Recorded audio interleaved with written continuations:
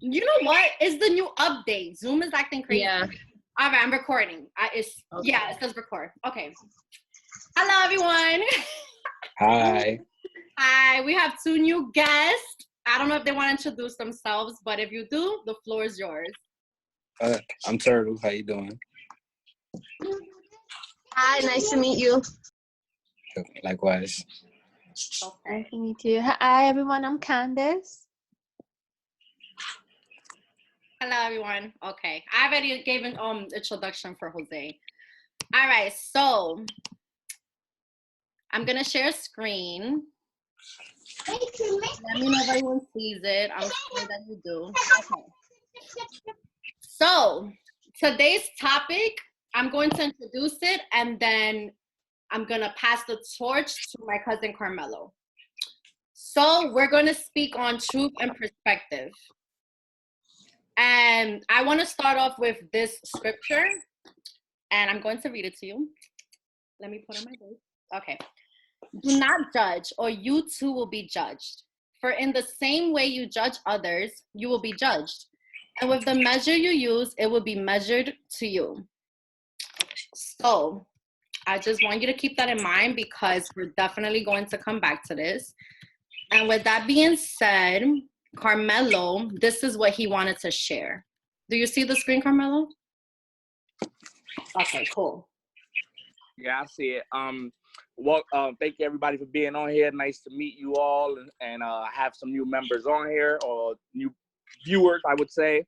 My name is Carmelo Hernandez. You can call me Mello. Carmelo, doesn't matter. Founder and CEO of Operation Turnaround. I'm going to read the scripture real quick and about judgment. And in my opinion, from my perspective, it speaks a lot about truth and perspective also. It says, we condemn a man for stumbling this morning, but we didn't see the blows he took yesterday. We judge a woman for the limp in her walk, but cannot see the tack in her shoe. We mock the fear in their eyes, but have no idea how many stones they have ducked or darts they have dodged. Are they too loud? Perhaps they fear being neglected again. Are they too timid? Perhaps they fear falling again. Too slow? Perhaps they fell the last time they hurried. You don't know. Only one who has followed yesterday's step can be their judge. Not only are we ignorant about yesterday, we are ignorant about tomorrow. Dare we judge a book while chapters are yet unwritten? Should we pass a verdict on a painting while the artist still holds the brush? How can you dismiss a soul until God's work is complete? God began a good work in you, and I'm sure he will continue it until it is finished when Jesus Christ comes again. To me, I like the whole fact about the fact that it spoke about judgment. And for me, it segues into truth and perspective. A lot of the times when it comes to us, the human mind, how we perceive things, how we move, how we do things, a lot of it is perspective and truth. However, we could tend to believe that our perspective is truth. And we don't take enough time to take a step back and really peel the layers back and set the foundation of what is the truth. And for an example, when it comes to religion, when it comes to scriptures, a person coming in, right? And this has happened probably to a lot of you or to someone you may know.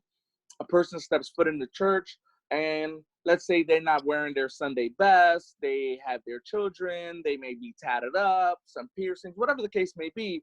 A lot of people may look and be like, who is this person? Why are they living of the world? They're sinners. God knows what they may say. And when you change how you look at things, what you're looking at will change.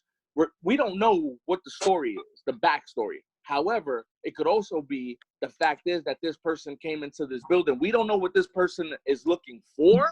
However, just because this person is not in the ideal way that we are accustomed to or our norm, automatically this person is something wrong with them. There's a flaw there. And I would say, and I actually do say this, before we say there's a flaw in that person, let's take a step back and let's reflect on ourselves. My perception of you is a reflection of me. And too many times we get caught up in our biases, which is normal. We all have biases. What I think we don't have enough of we don't take a step back enough and really peel the layers back and speak on the fact and the truth of the foundation. The truth is not gonna, it's not gonna be no but, it's not gonna be no what ifs, is this happened. A perfect example is I pick up a gun and I shoot someone. The fact of the matter is, the truth, I picked up the gun and I shot someone. Nobody wants to hear the other pieces of, I thought I was being threatened, I thought my life was in danger, all that jazz.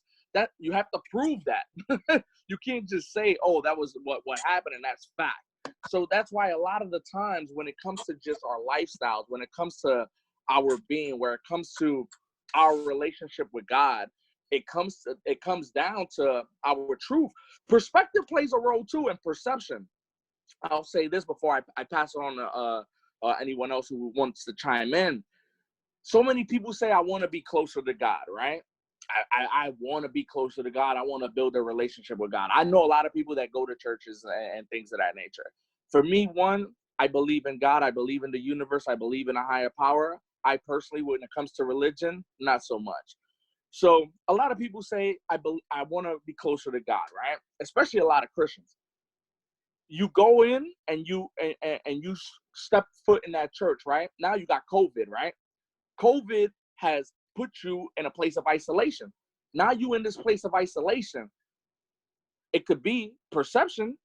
This could be God's way of bringing you closer to him. However, you under the impression, in order for me to be closer to God, I need to be inside of that building. I need this building. But in all reality, it says it's in the Bible. Right now, this is a church. Right now, we are a church. We not Catholic, we not Muslim. We a church though. We gathered in his name. We over here not preaching, but we over here processing, which is, to me, I find that very, very unique. And like in the Bible, it also says God made the blind man see. Okay, did he really make the blind man see, or was it or did he enlighten this person to the point that now he's seeing the world from a whole different perspective, mentally and emotionally? Because we weren't there, we didn't see it, and this was written by a man. So when we think about these things, it's ironic, and I think it's also imperative that we sit back and we process it and we really peel it off for what it means to us. Because a lot of the times we can fall under the impression of praising God the way we've been taught to praise him, not the way we're meant to praise him, not the way we're meant to build that relationship, which I think is very, very fascinating to a large extent, because when you're born, you're taught about right from wrong, you're taught about God, Jesus, all this good jazz. And the reality, you're taught how to pray, you're taught all these things. How does that bring you closer to him in your relationship? A lot of people are worshiping God right now under somebody else's relationship with him. The pastor said do such and such. So you doing what the pastor said. You are not being genuine with what your relationship with your higher power is. Your that is structure, that is lacking. And what happens is when we, and I'll end it with this on my half, when we start looking at perception and not sitting back and looking at ourselves introspectively and peeling layers back for what is the truth within it, we'll tend to set ourselves up with false truths, where we'll believe that, oh, it's this way because I said it's this way and this is what I know. And we can end up falling within a gray area where we think we actually getting closer to God, closer to our spouse, closer to our children. You may be getting further away. You may be driving yourself further away from your goal and not even realize it because you're so fixated that this is the truth. And the reality is, no one knows your bullshit better than you.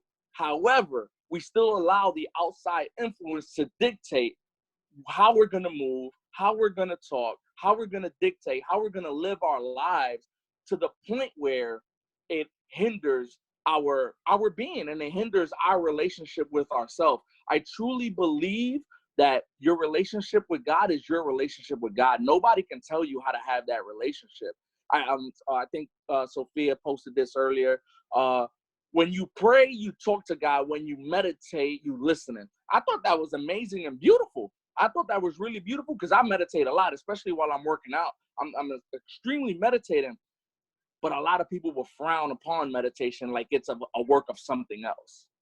And to me, I think that's maybe ignorance is bliss. Maybe we want to be the soul wants to be right. And I heard Sophia say this a couple times, and I kind of agree with it. What if we're all right?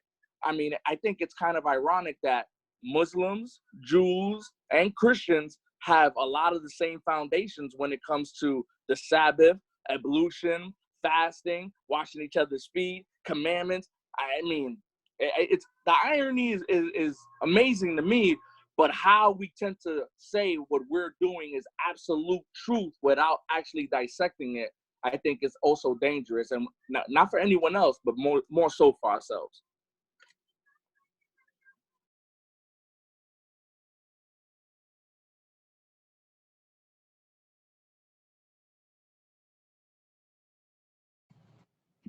Sorry. Wow, that was a lot to take in. Um, we've been talking about this for 2 days, like on the side. So, does anyone have their perspective they would like to share? I actually is Turtle Talk. I actually, I don't know how can I say, everything Carmelo was saying. I agree with everything he was saying, especially with the religion part. Because not only that, uh, everybody has their own opinion, right? They see religion as like a safe haven. You understand what I mean? So that they can actually feel a sense of self, not just with God, but within themselves, if you get what I mean. Because not only that, like I I've grown up in a family that actually goes by religion. Uh, Back in the days, we used to go to church. We still think about God. We still praise them. Not only that, not just us being Catholics, no Christians, excuse me. I was actually baptized into another religion, which is a Christian based Santeria. It's all basically almost the same thing when you think about it. I've always actually spoke about this with one of my neighbors, and we've actually came to quits with the conversation. It was like a debatable yes, no. Is every God the same God, a different God? Is all based on what everybody want to believe at the time, and they realized, oh yeah, you know what? This was depicted by one person. This was depicted by another person. Everything is all connected. We're all interconnected. We're all human. We with our own belief system and actually build. I actually looked at it. I looked into like the Mayans and stuff like that, and it's all the same thing. Every civilization builds on their own belief, and that's how they actually survive. Like right now, everybody's going, like you said, going to church. And they go into church 9 times out of 10 they got COVID, but they went to church for that one purpose, to feel safe, to have that self-awareness.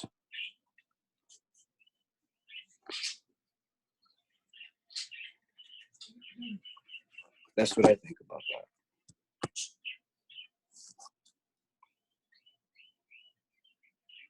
If I may just chime in, just to agree with one point that Carmelo rose, um, he mentioned that this is kind of like a church, and I just want to like agree and kind of throw in a Bible verse there that kind of supports that. It's Matthew 18, verse 20. It says, "For where the twos and threes are gathered in my name, I'm there in the midst to bless." And it just kind of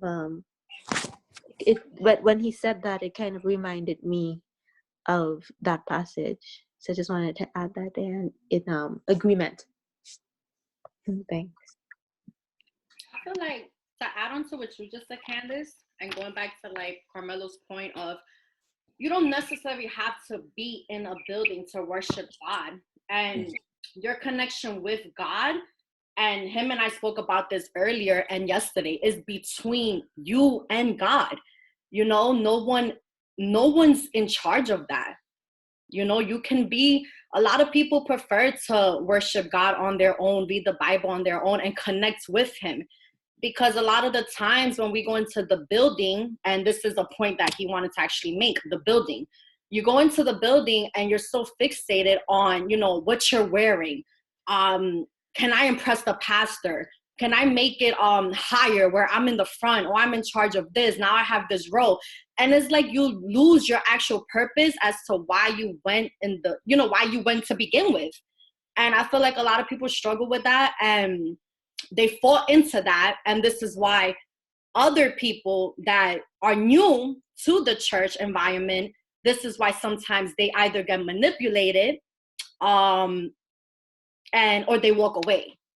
So it goes back to basically, you really have to have a mind of your own. You have to have some type of common sense, and you have to do a lot of self work, a lot of shadow work, and you have to do what's best for you. There's always going to be, bringing it back to like judgment. People are always going to judge you. And if you're losing sight out of why you went to church in the first place, then you have to reevaluate yourself over and over again. And that also goes in a general aspect as well. You know, if you're not accomplishing certain things in your career, in a relationship, in a friendship, then you have to reevaluate what you're doing and what you can change to make yourself better. And a lot of people I've seen that they're stuck in the comfort zone, and they just want to continue complaining. And now they've taken this victim role, and they like it. You know, they feed off of other people's positivity, and they enjoy playing victim. That's basically my input on, you know, just different aspects of life. The church, outside of the church, that building. For some reason, as Carmelo, Sophia, and I were having these conversations, the one thing that I took from all of it is the building, because the building to me can also be a representation that in life, sometimes you're boxed in. That's that building. What's out there? If you don't give yourself the opportunity, you know, what's outside of those four walls? If you're doing the work in church, what are you doing outside of church? So basically, I guess, prove to yourself that you're honoring God and you're praising God. Because if you're putting on a facade and an act, and you're just going into church and you're doing these things where you're consistently, okay, you go, you're dressing the part, you're talking the part, you're giving the money. But when you go outside, you turn your face when you see a homeless person, or you turn your face, you know, to other things that are really happening that may need your spiritual experience. Or you sit there and, you know, you go to church, you read this Bible, and then once you get out, you start gossiping about the next person. Or you're in church gossiping in the building. Like, you're in the building and you're gossiping. So you don't even have any respect. Like, you don't have any respect, basically, because if you're really there for God, and you're saying you're there for this, you know, connection with God, or to learn more of him, I think it should be about that. When I've gone to church, I'm not saying I'm perfect. I'm not saying I have it all together. I'm me. That's all I know how to be. And when I've gone into church to seek the help that I needed that spiritual guidance. I needed, you know, that support. What did I do? I went straight. I didn't want no friends. I didn't want to speak to anyone. I went straight. Not that I was rude towards everybody, you know, hi, bye, kept my distance, set my boundaries, and focused on my Bible. And I know that, because sometimes you feel these things. You feel people looking at you, or you know some, but I'm not there for that.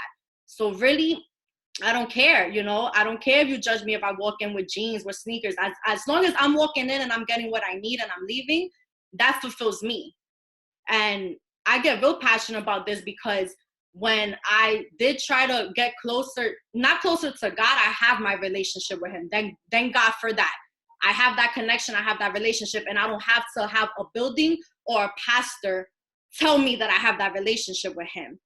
But some things that I did see, you know, in the church really bothered me, because you go there for the support, and then God, I'm strong, because if I was weak, I would have felt very offended and I would have never returned. And then when I try to reach out to my friends that were in other environments, they would just give me negative feedback, like, no, I don't want to go because they judge me.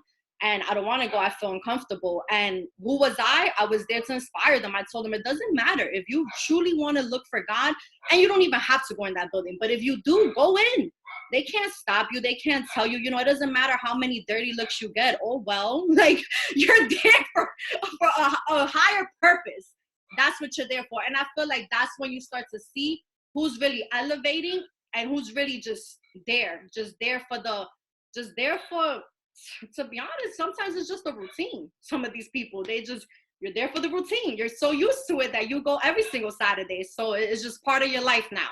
You forgot, like, it's like you continue to forget. And that's why I also feel like these support, like this right here that we're doing, I get so much more out of this than actually being in that building. My opinion. I think this is what happens also, and I've had personal connections with a couple people that have told me this.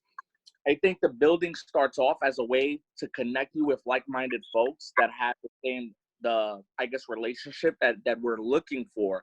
And I think what ends up happening is that within that community, the information starts disseminating and it starts getting lost. I was talking to my mom one day, and she decided not to go to church. This was a while back, like a year and a half ago, maybe. She decided not to go to church like 2 or 3 Saturdays in a row. Every time she's been going to the church, she moved up in rank and stuff like that. However, what she told me was, I'd rather listen to the predication from home because I'm not receiving it while I'm in the building. And I thought that to me was it clicked in my head, and I was like, so which one is the truth? Is the truth that when you come in here, you're getting everything from it, like you're getting closer, or is it possible that it's driving some people further away? I thought it was interesting. I feel like, to feed off of what you just said, I feel like, again, that has to be an individual reflection, choice, and decision. You have to look at yourself and tell yourself, am I gaining what I came here to get? Only then will you be able to decide, like, is church for me? Is church not for me? Because I even have a cousin as well that she says, I don't have to go to the church, to believe in God or feel connected to him. Even though I did read in the Bible, I forget, I'm still learning the Bible, so I don't know the scripture, but I remember what I read, and what I read was that you can have faith in God, but if you're not doing the works, basically, I guess what I interpreted from that was like, if you're not doing the work, then what is the faith for? So, but I still feel you don't have to really go into a building to do that, because if you read the Bible every single day, that's doing work, and you still have your faith, So it's like, it's nice to have a support group, just have the right people around that work for you and works for everyone else. Because sometimes, remember, the devil's everywhere. Negative energy is everywhere. So sometimes, because it's not to put the people in church down. Sometimes they don't have control over what's going on with them, because all these habits, like all these bad habits and actions, that's all negative. The gossiping, the judging, that's all negative. And I feel like, at times I feel for them too, because maybe that's not how they want to be, but maybe that's all they're used to. Maybe they've been brought up that way. A lot of times because I'll admit as well, I've judged people before, and that goes into the conscious and subconscious. Like, when you become aware of it, only then is when you can try to change it. But if you're, sometimes you could walk out to a store and you could just quickly see someone and you can pass judgment. And that's your like, you're not even aware of it. So these are things that they're just like daily struggles. And at least for me, like, I know that I use all of my experiences. I reflect a lot, and I just try to do better, basically. And I always try to put myself in the other person's shoe. Not exactly in their shoes, but I try to just get that out of my mind. Like, like, don't judge. Like, like, I feel like society has also inflicted that in us. Like, we're all walking around judging each other. Like I said, sometimes we're not even aware, because I did the social experiment for myself, because I wanted to see, like, where's this coming from? Like, why am I judging someone? Or why didn't I notice? Or you know, half of the times you judge someone and it doesn't even turn out to be the way that you thought. So it's like there's so much that goes into that. All right, so I'm sorry, just to cut you guys off really quickly, but I just wanted to chime in real quick, especially when it comes to the whole faith thing. Like, after reading and things like that, especially with like not just the Bible, but when it comes to other books and stuff, like these things start to change the way you think. You know what I mean? And one thing that really related to me a lot was the fact of a lot of things that happen in life are not based on your blessings or your curses. Sometimes your curses can be your blessings. You know what I mean? Like sometimes things that are going wrong will make things go right for you because of the things that went wrong. You know what I mean? And these are the type of moments that people need to understand too. So when people have to deal with, you know, addictions and going into prison, like things that you would expect to be bad, this is just what they need in order to get to where they got to go to make their biggest potential.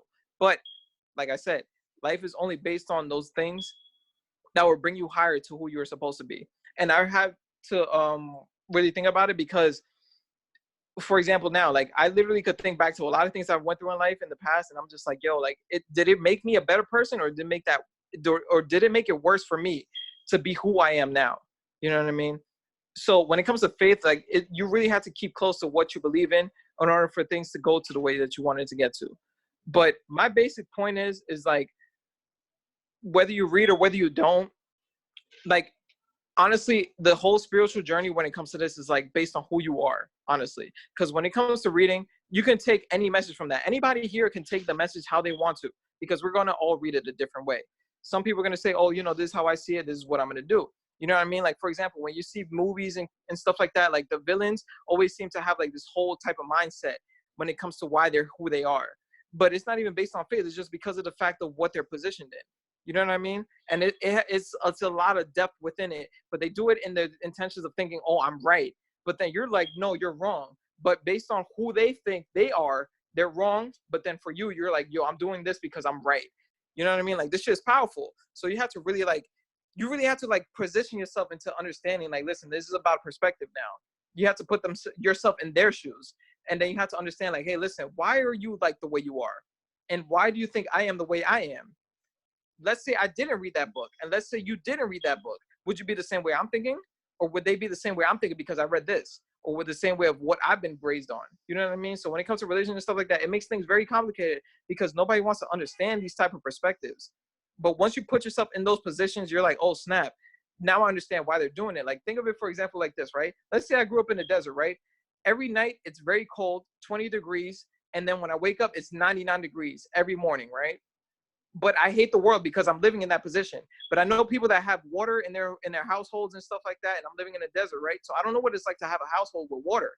But other people know how it's like to feel like that. But I'm mad at the world because I don't have those type of things. Everybody else has that. So when I'm doing the wrong things, I feel like I'm doing the right. But they're feeling like I'm doing the wrong. You know what I mean? It has a lot to do with what you're thinking of and where you are as a person.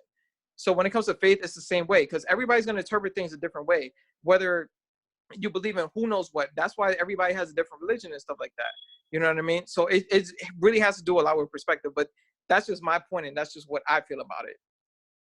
And I think you're right. I think you're 110% correct. A lot of the stuff you said is exactly what I had hoped this would be today anyway, which is what you said about perspective. Change how you look at things, and what you're looking at will change.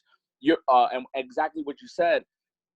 Damari mentioned it a little bit. You know, read this and the godly stuff. She also mentioned there's a lot of people that show up Saturday, Sunday, Friday, but they don't show up the rest of the week. So it's up to interpretation and perspective. And I love what you said about integrity, because you got to be true to yourself. Your whole journey, your whole spiritual journey, life journey with God, journey with whoever it is, journey with your spouse, journey with your kids, is integrity. You being true to yourself. When you are true to yourself, it makes everything else so much smoother. I'll be honest. I'm doing this challenge right now. Nobody told me to do it. I'm doing it myself. I got before this call, I got 2.73 miles in. I'm doing 4 miles every 4 hours for 48 hours straight. And this is my way of my spiritual journey. And I have to hold myself accountable that, yes, I stopped, I paused my watch, but as soon as this is done, I'm going to go complete that 4 miles, because I'm not going to be able to sleep right at night, especially putting up on a YouTube channel like, oh, I didn't complete I completed my 4 hours. What? I know I didn't. I know my bullshit. I know I didn't complete that. So, and this is not about me completing it on some macho ego stuff or whatever the case may be. This is about me completing it so I know my truth that I completed it. And a lot of people sometimes, they take their perspective and hold it as fact. And the reality is, I may read this scripture, this book, this quote, and to me, it may hit home a certain way. I may share it with you, and you may be like, nah, but I see this also. And I may be like, good looking. I didn't even see that. And we can vibe together. We're stronger together than we are separate. I come from the military background, and I'll share this, and this will be probably one of the last things I share. I'll pass it on. I will never forget being in Iraq and Afghanistan, and I will never forget being in Afghanistan on a 5-day mission. Hungry as hell, man. Out there, front lines, our logistics was sucking. They were scared to get blown up. That's another story for another day.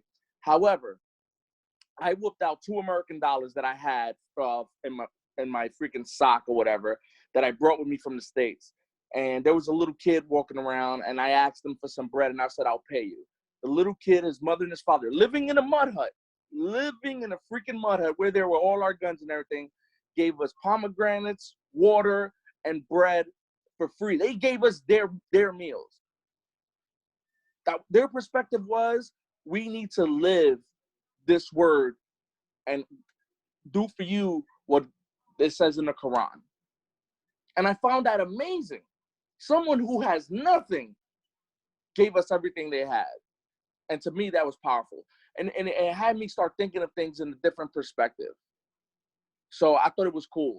And I think that I agree. Integrity and your truth, and understand that your journey is your journey, and we shouldn't bash others' journey because we didn't walk their shoes. So good stuff, man.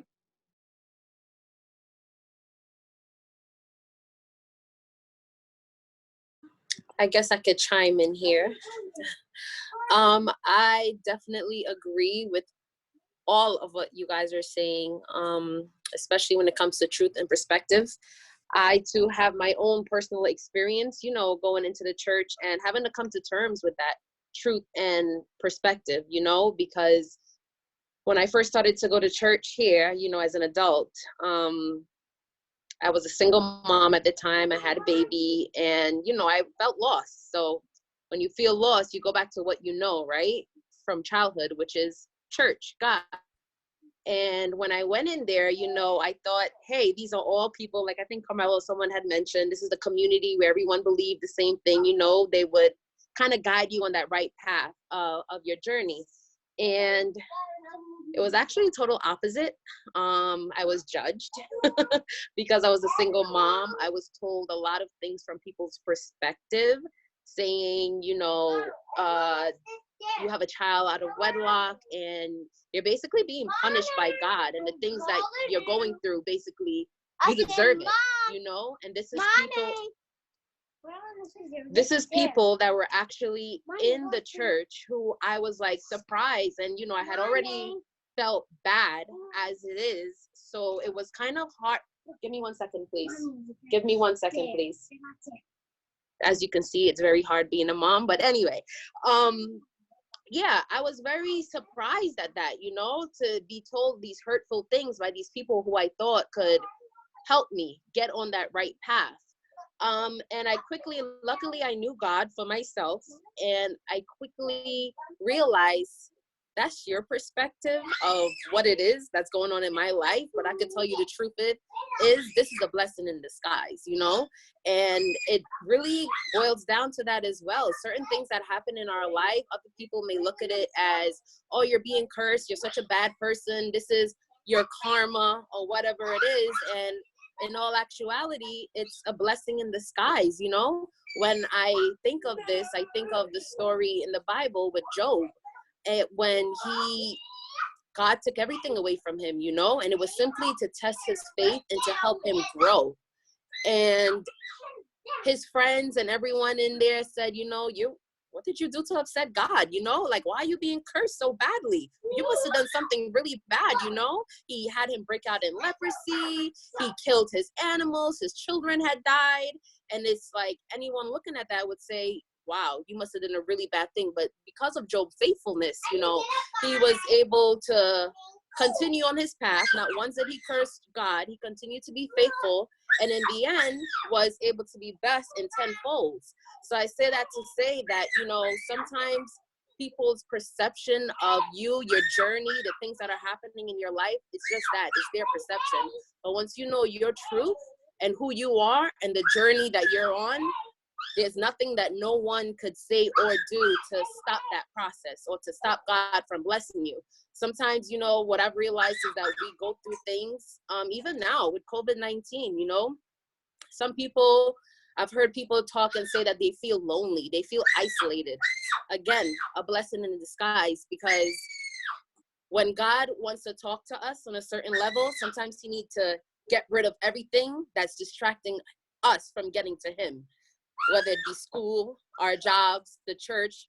If you notice, all these things that have been taken away and quote unquote shut down, you know, and now we're placed in a situation where you kind of have to face those demons. You have to work on your spiritual self. And I see that, you know, as a blessing in disguise, you know, for God to say that this is, I need to speak to you, or not, even if you don't believe in God, if you, any higher power that you believe in, because I know everyone believes in different things. I'm not the one to judge and say, hey, you don't believe in this, you're a bad person, as how it was perceived on me. You know, if you don't read the Bible a certain way, if you don't talk a certain way, if you don't act a certain way, then you cannot be a part of, then you're not blessed by God. You know, these are things that were once said to me, myself. And it took for my own understanding and my own truth of knowing my life and the path that I'm on to know that what you're talking is straight BS. Because the things that I've been through in life, the places that I have been, let me tell you, it was nobody but God. And I don't think he brought me this far to now, quote unquote, curse me or let me go through hardship. You're right. It could be that the situation came into my life to humble me. However, it's going to grow me and it's going to strengthen me. And I'm so sorry. Every time I start talking, this child just starts screaming. The whole time she was quiet. But yeah, you know, just in all summary, it's very important to know your truth and people's perspective of who you are. Because if we believe everything that people say of us or about us and start living in that truth, then, you know, we kind of set ourselves up for failure. It's important to know who we are, who God wants us to be, and live in that way and live in those truths.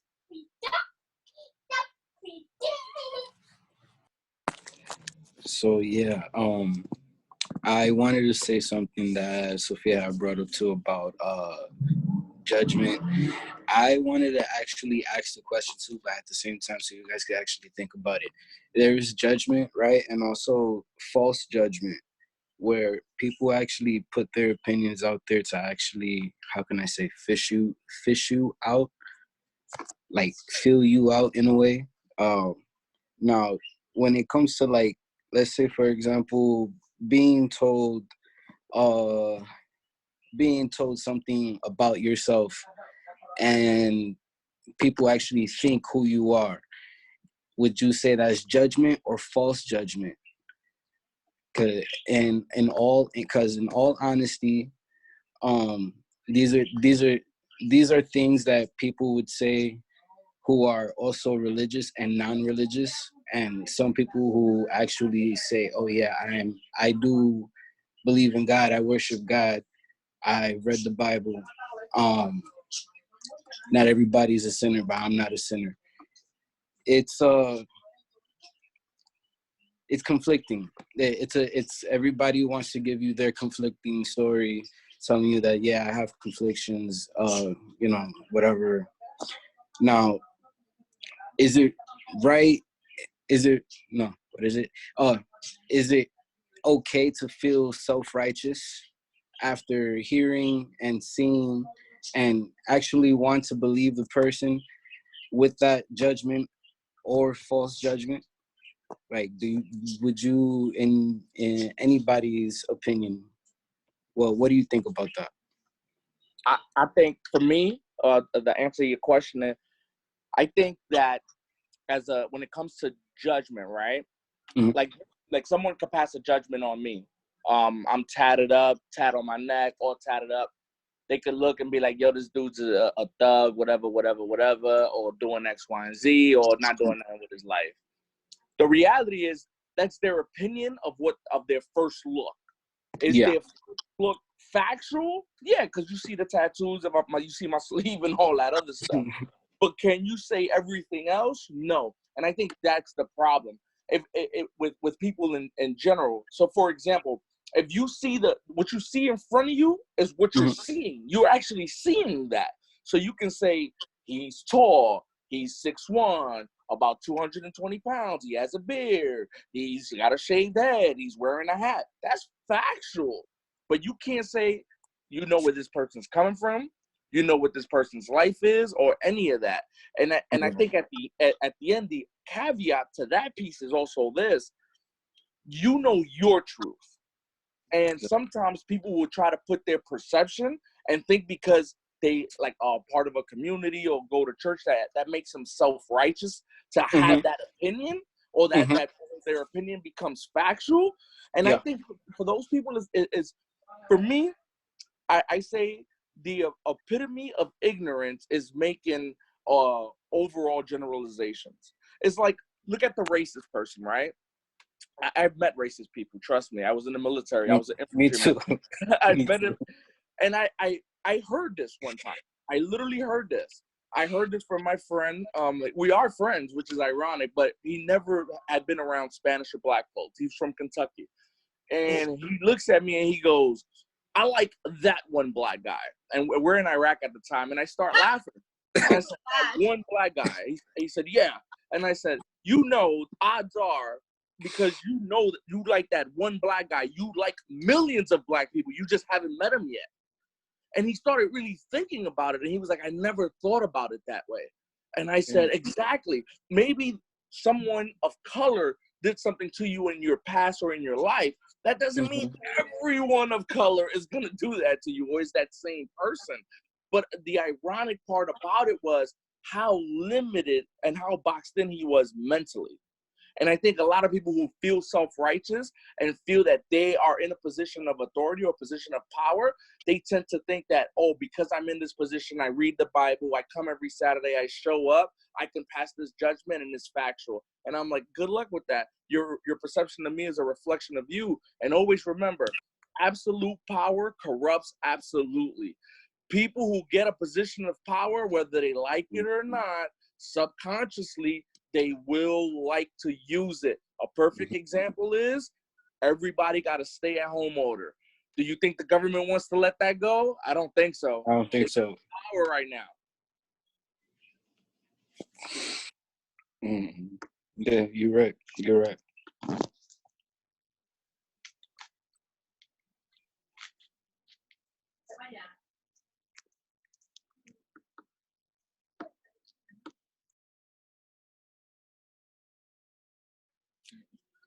Damari, you on? I'm here. I'm sorry. I do talk a lot. I'm here.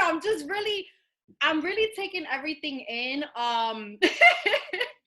There was a lot of great points expressed here, especially when Jose mentioned about people's basically people's stories, you know, and people's own unique experiences as to, like, you know, sometimes we don't know if I think it's the mind. The mind does not know if you're having a negative or positive experience. And that goes to the book that we were talking about, that I mentioned to you earlier, that we both read. You know what book I'm talking about? The book I mentioned earlier. It goes back to that book. And, you know, sometimes I do believe that. I do believe that our worst days are blessings in disguise.